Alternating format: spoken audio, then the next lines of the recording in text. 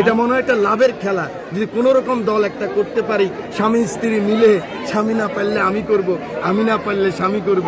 রামগতি এবং কমলনগরে আজ থেকে 1 মাস পূর্বে আমার দল আনুষ্ঠানিকভাবে আমাকে বলেছেন আমি এখান থেকে নির্বাচন করব। আপনারা জানেন না তারেক রহমান সম্বন্ধে, ওনার দাঁত পড়ে যাবে, ওনার কথা ছুটবে না, উনি সেরকম নেতা। উনি আমার পাঠিয়েছেন, আমি 14 মাস এখানে আছি। 1 মাস আগে আমার দল আমাকে বলে দিয়েছে ওনার স্ত্রী, যার ঠিকানা নাই, ওনার বাড়ির দাউদকান্দি। আসম রব সাহেব যখন মন্ত্রী ছিলেন, এর আগে বিরোধী দলের নেতা ছিলেন, ওনার সব ব্যবসা বাণিজ্য কিন্তু ওইদিকে হয়েছে।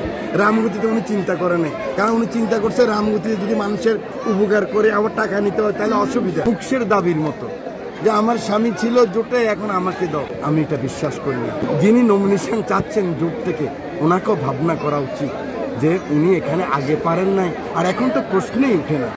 এই গত পরশুদিন এই মনোনয়ন দেওয়ার পরে আমার নেতাকর্মীরা অনেক বিক্ষুব্ধ হয়েছিল। মানে কার উপর বিক্ষুব্ধ হবে, এখানে তো আমার কোনো প্রতিদ্বন্দ্বী নেই। কিন্তু কথা হচ্ছে একজন জোট সঙ্গী ছিলেন যিনি এর আগে 3 বার আমার সাথে ভোট করেছেন, এবং উনি একবার ভোট হয় নাই 111-এর কারণে, আর 2 বার ভোট হয়েছেন, সেই ভোটে ওনারা পরাজিত হয়েছে।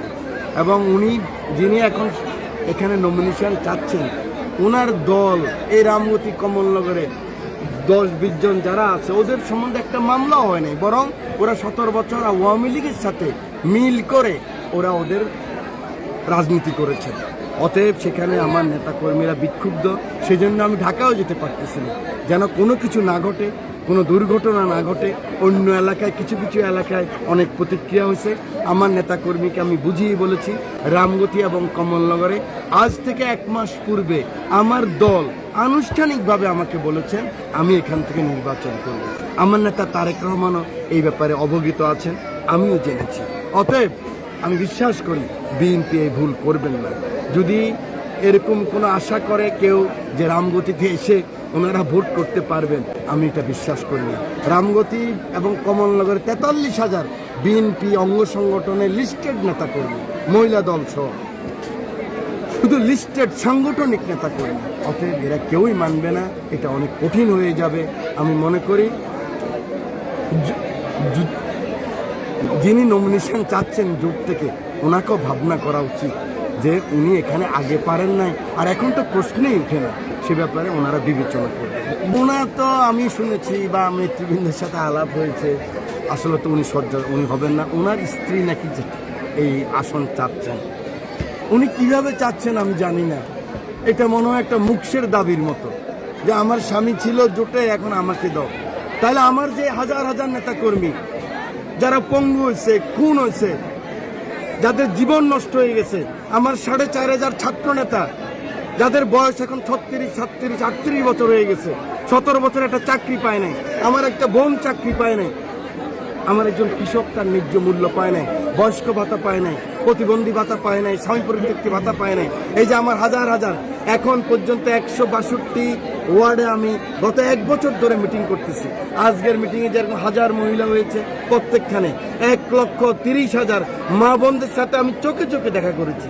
ওনারা আমাকে চিনেছে, আমি ওনাদেরকে চিনেছি। আমি বুঝি না ওনারা কিসের দাবিতে, কি জন্য এখানে আসতেছেন, এটা আমার আসলে বোধগম্য হয় না।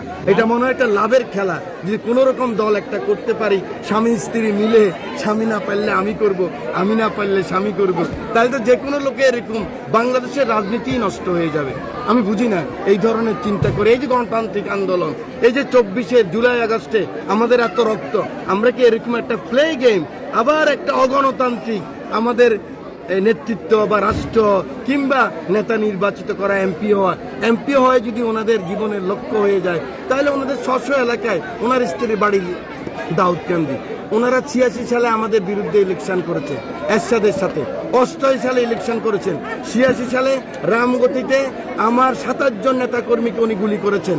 জিতেন্দ্র পাটোয়ারি নামে 2 জন খুন হয়েছেন। এখনো মেজবাউদ্দিন আমার কর্মী, তার পিঠের মধ্যে গুলি। 96 সালে উনি আবার সেই ফ্যাসিস্ট হাসিনার মন্ত্রী হয়েছেন। আমি বুঝি না কিভাবে উনি দাবি করেন, কিভাবে ওনার কথা বাদে দিলেন। উনি মুরব্বী মানুষ, ওনার সম্বন্ধে পিতৃতুল্য আসম রব, ওনার সম্বন্ধে আমি কোনো কথা বলতে চাই না। ওনার স্ত্রী, যার ঠিকানা নাই, ওনার বাড়ির দাউদকান্দি। আসম রব সাহেব যখন মন্ত্রী ছিলেন, এর আগে বিরোধী দলের নেতা ছিলেন, ওনার সব ব্যবসা বাণিজ্য কিন্তু ওইদিকে হয়েছে। রামগতিতে উনি চিন্তা করে নাই, কারণ উনি চিন্তা করছে রামগতিতে যদি মানুষের উপকার করে আবার টাকা নিতে হয় তাহলে অসুবিধা। আমি আজ না বললে পারলাম না। এই ধরনের চিন্তা ভাবনা ওনার করা উচিত না। রামগতি এবং কমলনগরের সাধারণ মানুষ, শ্রমিক, কৃষক, জেলে মুঠো আমার 42,000 নেতা কর্মী এটা কোনোদিনই মেনে নেবে না। ভূমিকা তো স্পষ্ট, এখানে তো কাউকে নমিনেশনে দিবে না। আমি জানি আমার নেতা তারেক রহমান কথা বলি ফেরত যায় নাকি? শহীদ প্রেসিডেন্ট জিয়া রহমানের ছেলেকে ফিরে যায়? ফিরে যায়? আপনারা জানেন না তারেক রহমান সম্বন্ধে, ওনার দাঁত পড়ে যাবে, ওনার কথা ছুটবে না। উনি সেরকম নেতা। উনি আমার পাঠিয়েছেন। আমি আর 14 মাস এখানে আছি। 1 মাস আগে আমার দল আমাকে বলে দিয়েছে। কিন্তু এখন কি করবে ভাই? এই যে জোর জোর কিছু নাই, বিবৃতি নেতা, ঢাকার বিবৃতি নেতা, নেতারা এখন যে মার্কানা দিলে কি করবে? আমি ওগুলি বলতে চাই না ভাই, আমি কাউকে আঘাত করতে চাই না। কারণ উনিরা না করলো, এই পার্টি না করলো, জুনায়েদ সাকি কাজ করেছে, এবি পার্টির মঞ্জুরা কাজ করেছে, নুরুরা কাজ করেছে, শ্রদ্ধা মান্না ভাই কাজ করেছে। ওনাদেরকে অবশ্যই দল মূল্যায়ন করবে।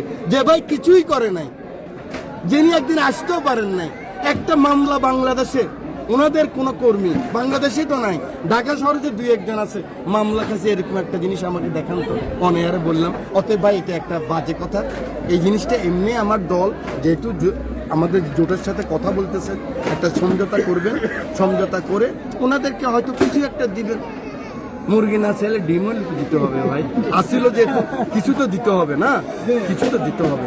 ওনারা বিবৃতি থাকলেও তো আসে, হয়তো মাঠে আসতে পারেন না, হয়তো ওনারা আমাদের মতো জেলে যেতে পারেন না, মাইর খান নাই, গুলি খান নাই, গুমন নাই, কিন্তু ছিলেন তো। অতএব আমরা আমাদের প্রতি সম্মান রেখে বলতেছি, এবং মিসেস তানিয়া রবকেও আমি সম্মান রেখে বলতেছি, আপনি সম্মান থাকেন, আমরা আপনাকে সম্মান করব। দলও নিশ্চয় জনাব আসম আব্দুর রবকে অবশ্যই সম্মান করব।